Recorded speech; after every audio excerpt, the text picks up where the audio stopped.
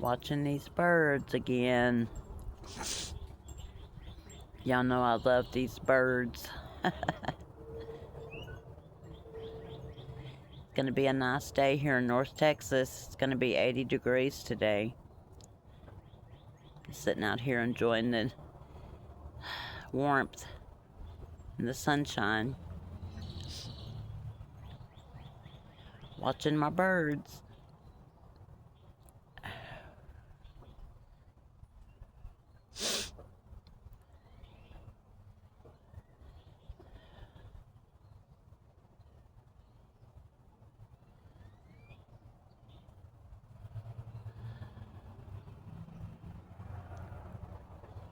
I'm not ready for spring yet. It's just beginning of February. February is our coldest month, and it being this warm today is unusual.